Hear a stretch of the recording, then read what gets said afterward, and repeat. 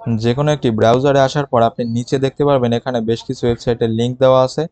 এই লিঙ্কগুলো কিন্তু গুগল আপনাকে নিজেই সাজেস্ট করতেছে এবং এগুলো কিন্তু অটোমেটিক চেঞ্জ হবে। আপনি যেই সাইটে বেশি ভিজিট করবেন সেই সাইটটাই এখানে আপনাকে সাজেস্ট করবে। কিন্তু আপনি যদি চান যে বেশ কিছু সাইট আপনি রেগুলার ইউজ করেন এবং সেগুলো আপনি নিজে আপনার ইচ্ছামতো করে বুকমার্কস করতে পারবেন বা আপনার ইচ্ছামতো করে আপনি কাস্টমাইজ করে আপনার একটি বুকমার্কস লিস্ট সাজাবেন। তো সেক্ষেত্রে আপনি কি করবেন? সেক্ষেত্রে আপনার নিজের কাস্টমাইজ বুকমার্কস করার জন্য এই যে একেবারে উপরে আমার যে ওয়েবসাইটের লিঙ্ক লেখার যে জায়গাটা আছে, এর নিচে দেখেন আমার বেশ কিছু ওয়েবসাইটের লিঙ্ক এখানে সেভ করা আছে। এগুলো হচ্ছে আমার নিজের সেভ করা লিঙ্ক।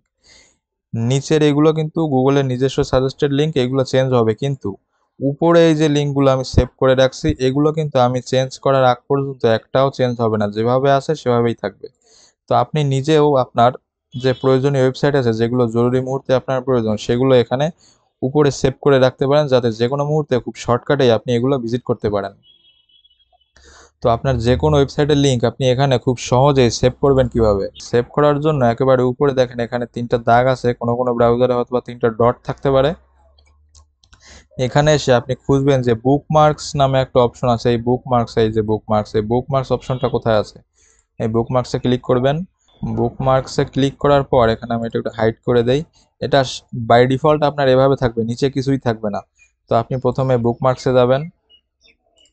বুকমার্কসে গিয়ে এই যে শো বুকমার্কস টুলবার, এই অপশনটা অন করে দিবেন। এই অপশনটা অন করে দেওয়ার পর আমার যেহেতু এখানে অনেকগুলো পেজ বুকমার্কস করা আছে, এই জন্য আমার আগেরগুলো আসতেছে। ধরুন আপনি যদি নতুন কোনো একটা সাইট বুকমার্কস করতে চান তাহলে কিভাবে করবেন? আমি এখানে সাপোজ গুগলে গেলাম। এখন এই গুগলের সাইটটা আমি এখানে সেভ করে রাখতে চাচ্ছি। তো সেভ করবেন কিভাবে? আপনার কোনো কাজ নাই, আপনি জাস্ট এখানে একটা ক্লিক করবেন। ক্লিক করলে আপনার এই যে লিঙ্কটা সিলেক্ট হয়ে গেছে, আপনি এই লিঙ্কটাকে টেনে এনে জাস্ট আপনার এখানে ছেড়ে দিবেন, তাহলেই আপনার এটা এখানে সেভ হয়ে যাবে। আপনি আবার চাইলে এটাকে এখান থেকে ডিলিটও করে দিতে পারবেন।